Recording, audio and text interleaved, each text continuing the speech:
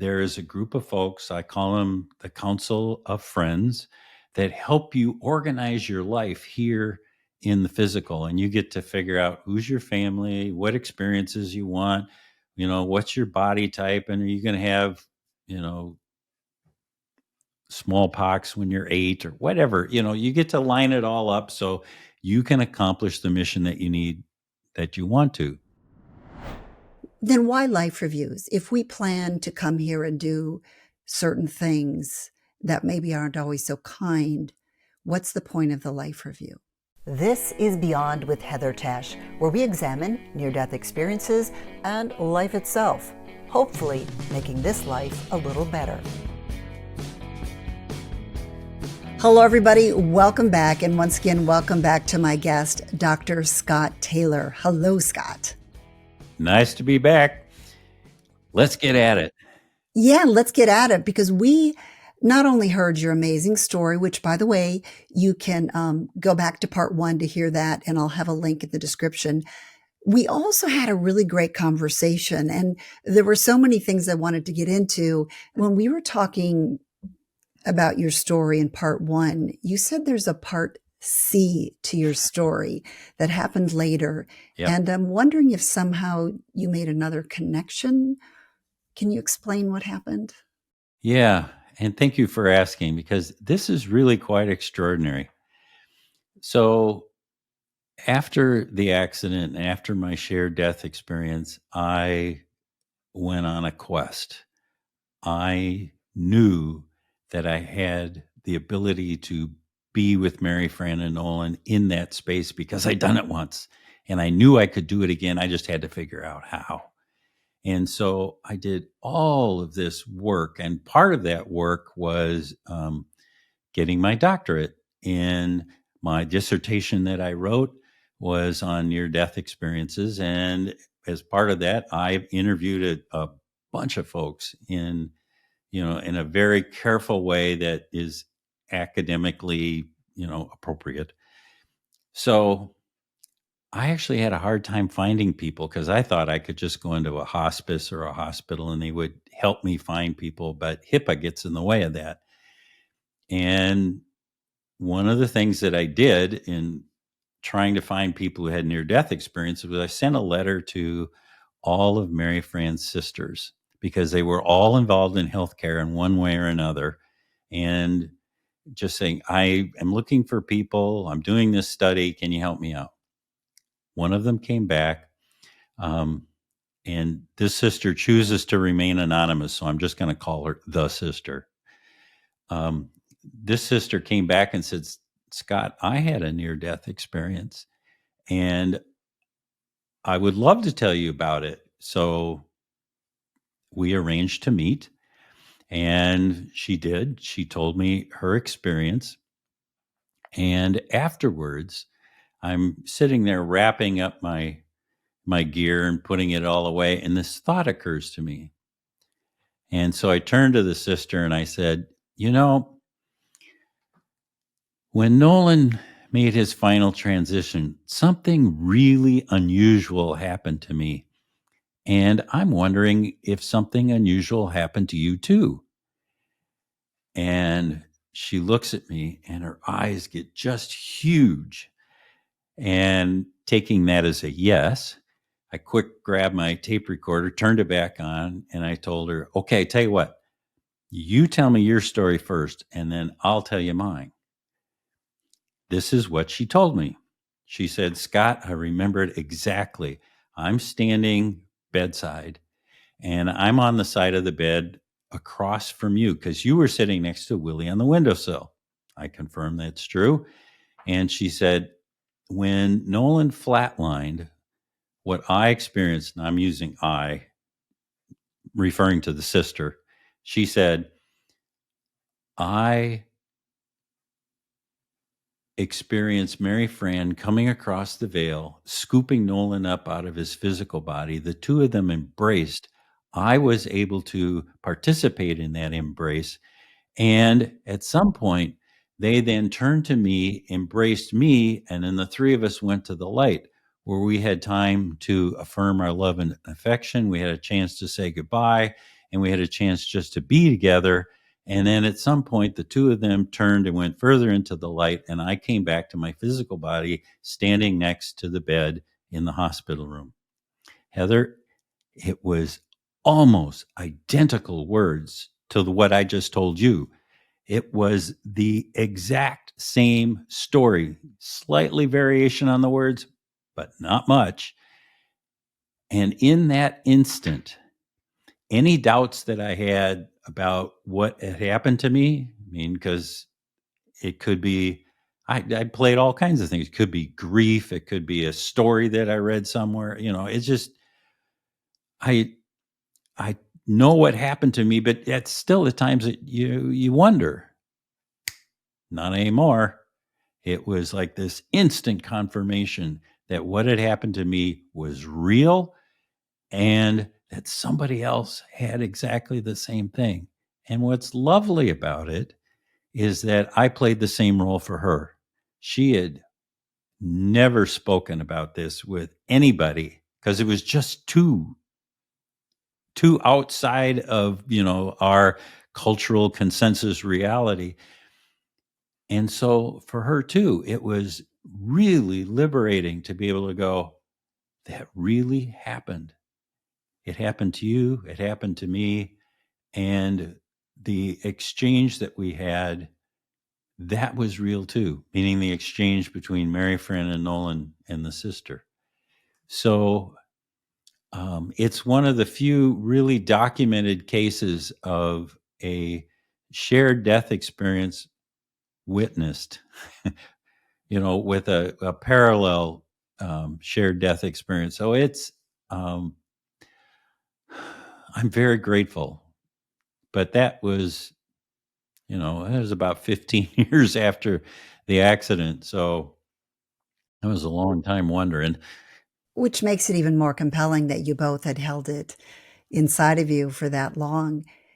Yep. You discovered this when you were on a quest to be able to reconnect.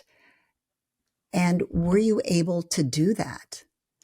And if so, can you also help some of us or give us some tips on how we can do that? So the short story is I knew I wanted to reconnect. I didn't know how. So the only thing I could think of was going around the world and visiting all these ancient sacred sites, figuring out they had some sort of mystical juju that would help propel me into the non-physical universe. And let's just say, I had a whole series of really lovely vacations. It's like, not so much. I mean, sure, yeah, there is a little extra something that's in the pyramids or at Machu Picchu or, Stonehenge, but that wasn't it. And it really wasn't until I tried various forms of meditation, because many of them involved entering into altered states of consciousness, or more specifically, expanded states of consciousness. And some of those are in that realm where Mary Fran and Nolan live, in that area of life between lives, where we hang out until we decide what we want to do, if we're going to come back to Earth again or whatever. And it was specifically, I took classes at the Monroe Institute. They use a wonderful technology called binaural beats that uses audio frequencies to help raise up your vibratory level so that you can enter into and hold those expanded states of awareness and be able to have that conversation with a loved one, be able to explore with them what that area of life between lives was, resolve any outstanding issues, or just establish a communication link with them so that you can, call on them anytime you want. And there's a lot of folks up there that want to talk to us. So it's, once you're there, it's pretty easy. And what do you learn from them? Are they telling you what it's like where they are? What information are you gaining, or is it just a beautiful experience to be with them again? Yes and yes. At first, it was just extraordinary to be in that space, that I made the initial contact. And then like, well, what are you doing? How was your transition? Where did you go? How did that work? And that gets conveyed.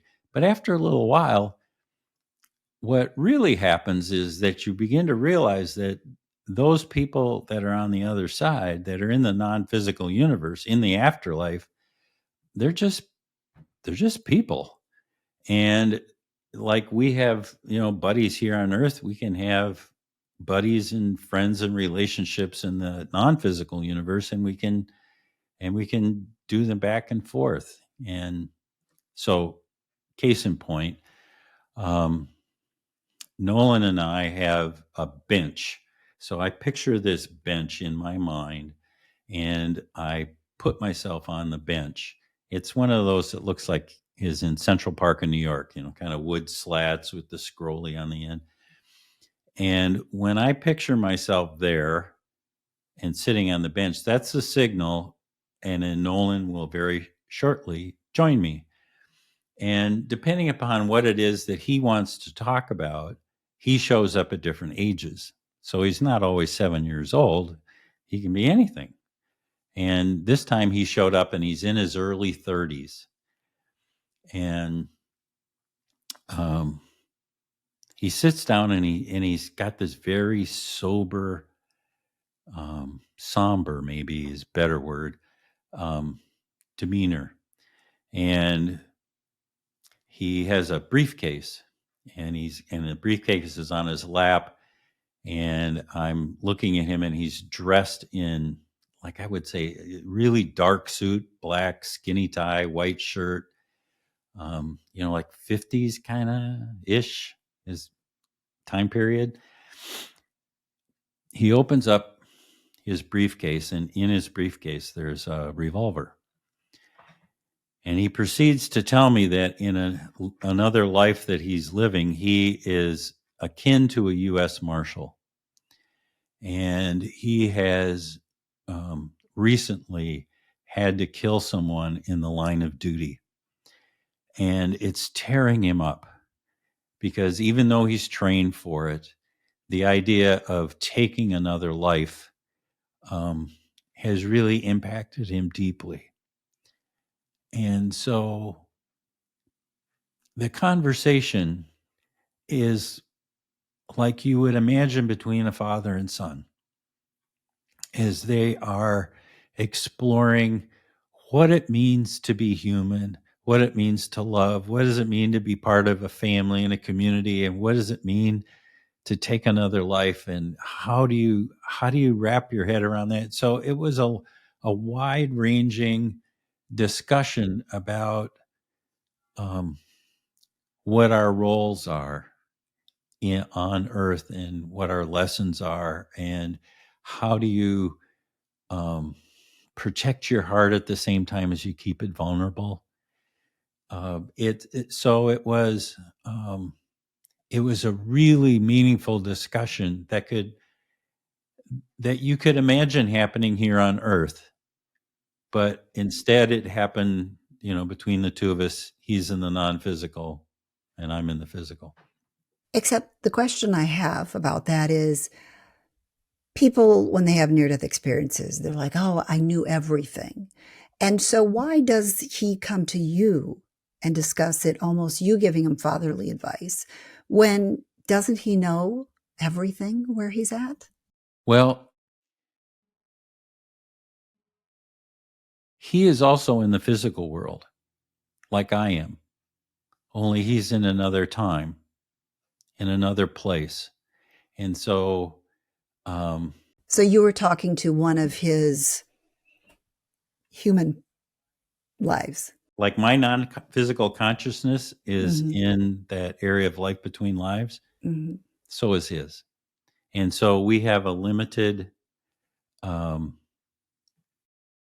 filters are all still on. So there's that. So is there a higher level where people go where they're like, wow, I know everything? Yeah. And it's like a switch. You can turn it on. But the other thing is, maybe that conversation was just for me. Maybe it was for my growth. And it was him having the ability to have that conversation with me, because I've never had biological children. So Nolan was as close as that was going to get. And, maybe there's that allowed me to play that role That makes and sense. to feel what that's like. And I honor that too. That makes a lot of sense.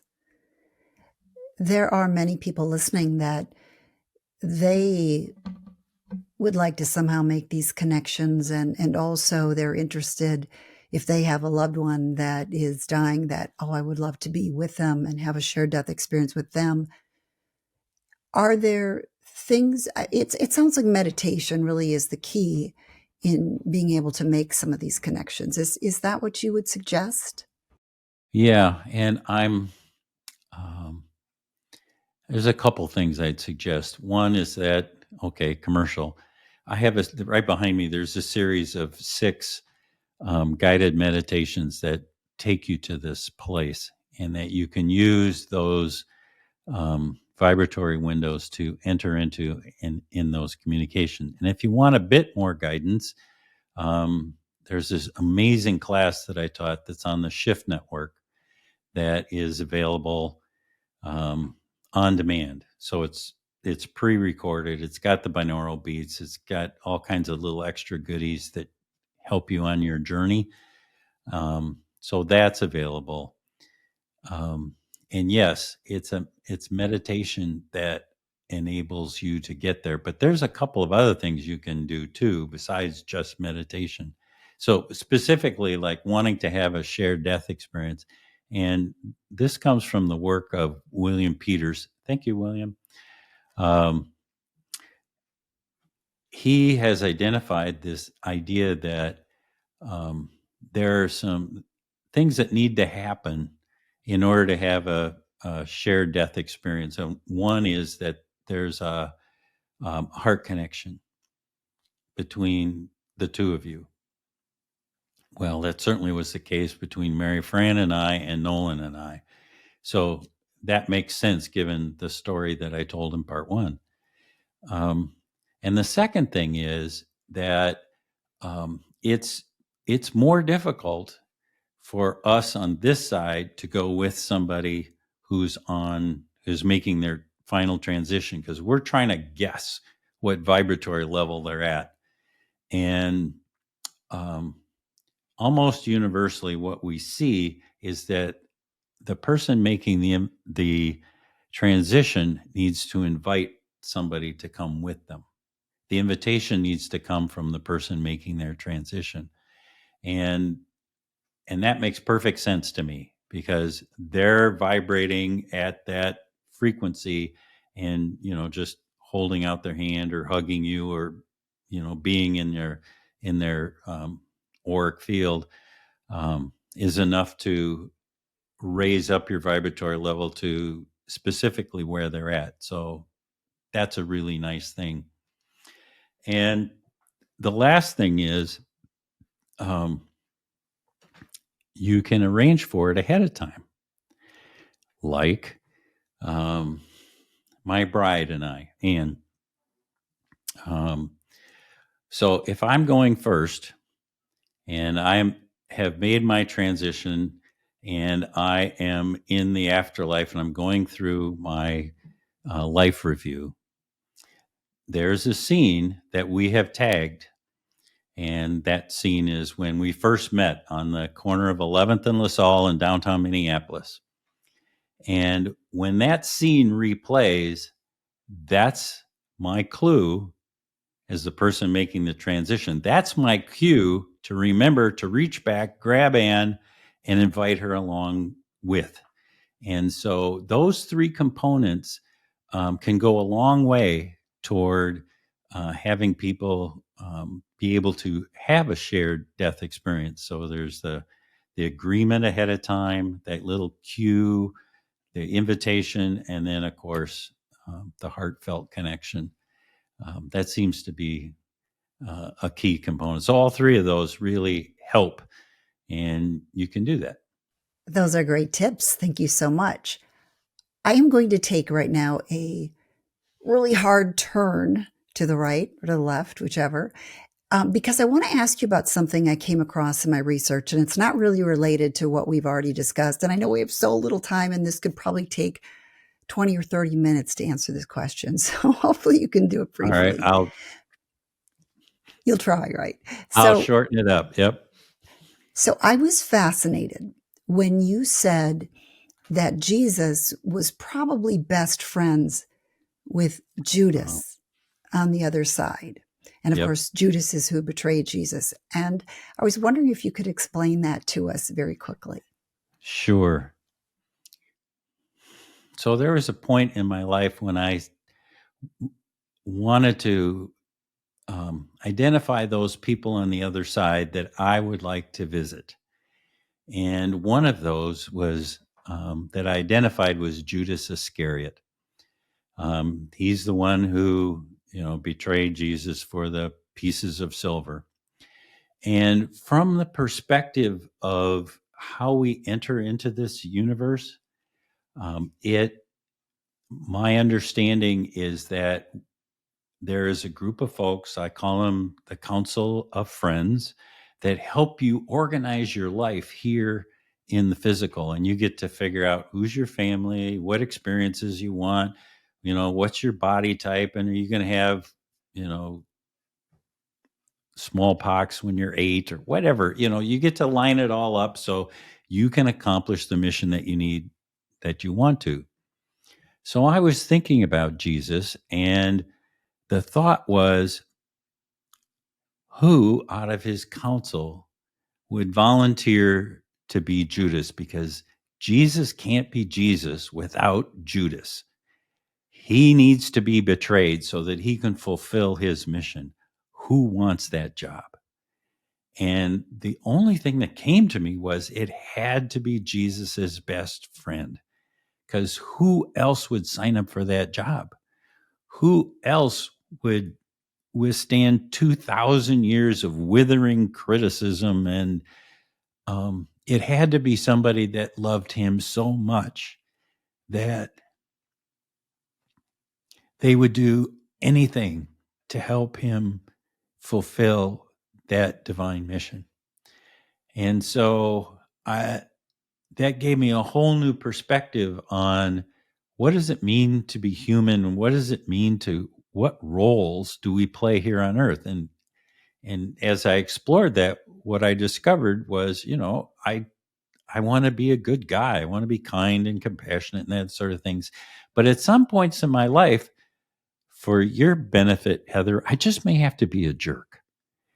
And being that jerk at that particular moment propels you on a path that you need to be on in order to accomplish your mission, to get some sort of understanding about who you are and what it is that makes this this world an appropriate place for you to be in.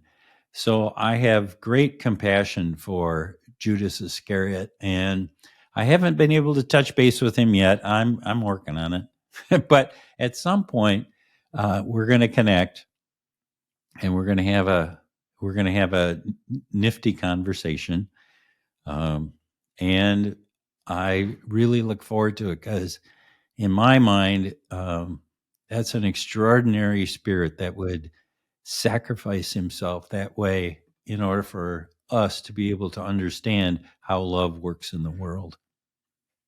And that begs another question, which I'm sure you could take an hour to answer, but can you do it in a minute?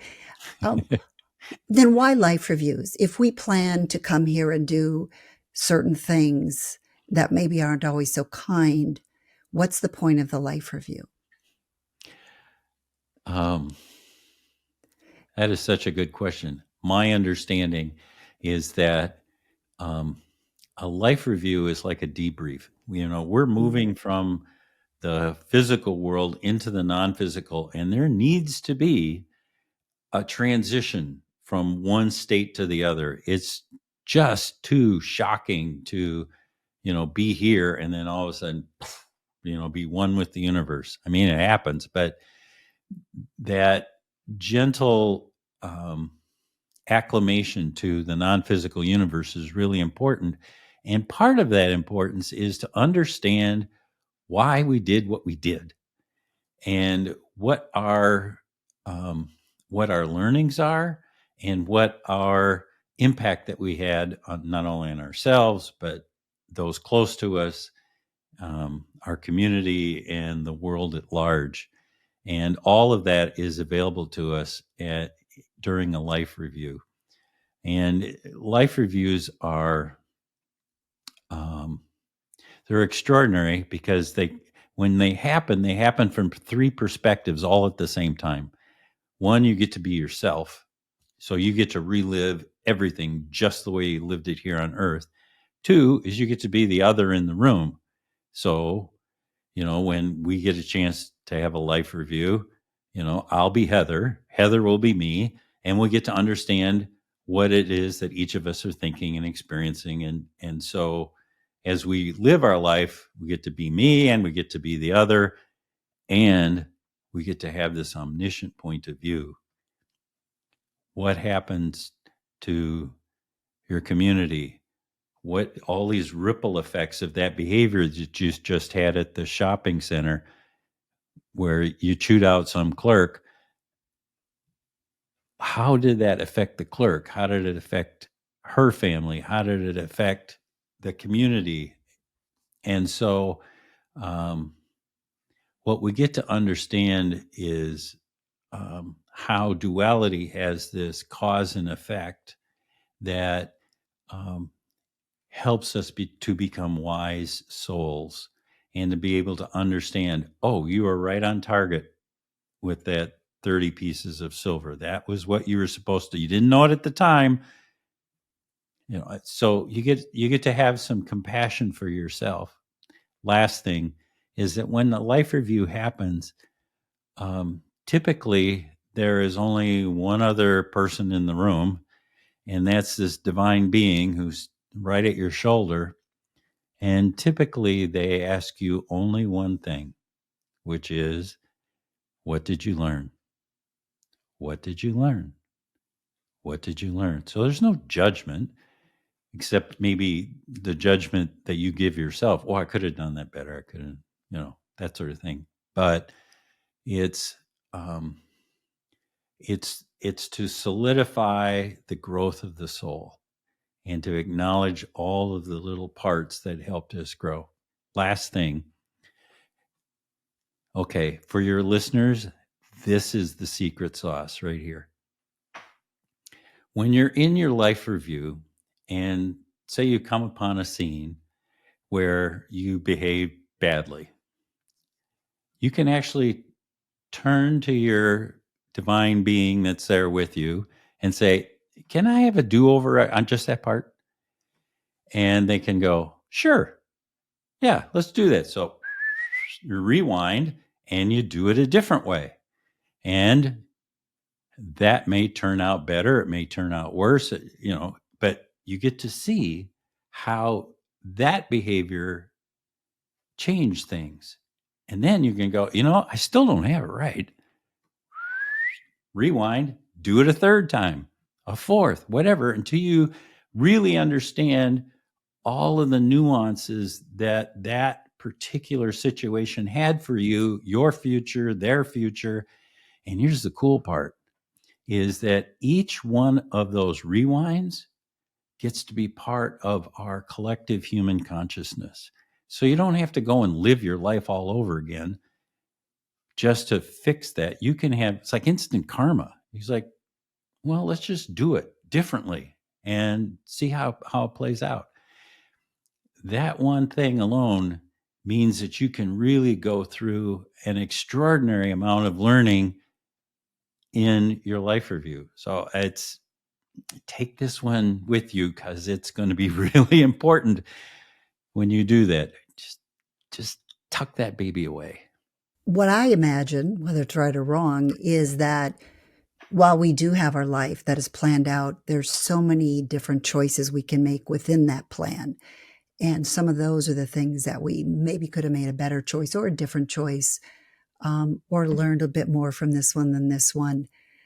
So that's just kind of the way that I Yeah. make it work in my brain. Maybe it's not a more loving choice. Maybe you just say, well, what happens if I'm a jerk? Yeah, that's true. You can play it all different kinds of ways. And it's really designed for our growth. And and that's what divine beings are for. They're like, all right, Scott, you want to mix it up on this? Let's do that and give you some really clear insight. I love that about our universe, that it is a recognition of our multidimensional being. And, each one of those scenarios, does that take place in a different multiverse? So then, the physics people, they can just go crazy with that. But we do know that you can have multiple takes at one particular situation that you want to revisit and play with. Well, Scott, when you have your life review and you're reviewing this moment and you feel it from my perspective, you will see that I am just so thrilled to have the opportunity to learn from you and hear from you. It really has been enlightening. I know my audience feels the same way. I'm very intrigued by some of your meditation, I guess you would call them audios that we can listen to. I know people would love to hear more. So in terms of just if they could get in touch with you, do you have a website or how should people connect with you? One central place, neardeathmeditations.com. That's plural, neardeathmeditations.com. And there are all my classes on shift, the classes I teach, podcasts. There's access to these albums that you can download from hemisync.com with explanations. That's the one place to go. It's all there. There's even a contact me thing, and I actually answer people when they email me. So I look forward to further communications. And if they look at your podcast, they can also find an episode where the two of us are talking and you're asking me questions. So, Scott, thank you so very much for being here today. I have learned so much, and I am just so very grateful that you joined me. Heather, again, thank you for the invitation. We had a good time. So yeah. I think that this has been a wonderful afternoon. And thank you, everyone out there, for listening all the way to the end. I look forward to hearing from you. All right. Thank you so much, Scott. Bye, Heather. So what did you think? I loved Scott's insight. I just love him as a person. He had an incredible story, but we kind of expanded off into other areas, and I really appreciate his knowledge. He has interviewed and talked to so many people that have had near-death experiences and shared death experiences. So he really has a wealth of information. What did you think? Let me know. Put that in the comments. And if you don't feel like writing something, just go ahead and put made it. I do appreciate that. Those comments mean a lot to this channel. So do your likes. So I'm so grateful for all of you that do that. And thank you also for subscribing. And if you haven't, please consider subscribing. I put out new episodes every Tuesday and Thursday. I've got a whole bunch that you can watch, and you can find those all in my playlist. And I always have a link to that in the description. Click on the little word more to find the description. So there is a lot for you to watch, and in some cases, rewatch. Sometimes it's a lot to absorb. Just most of all, I always want to say thank you for being here. I am so grateful for each and every one of you that takes time out of your day to listen to my podcast. Thank you so much, and I do hope I'll see you in the next episode. Thanks for joining me on Beyond with Heather Tesch. Please add comments and questions you'd like future guests to answer. Also, if you liked what you heard, please hit the thumbs up button and subscribe. That'll help keep this podcast going. You can also go to Beyond with Heather Tesch to look for more episodes.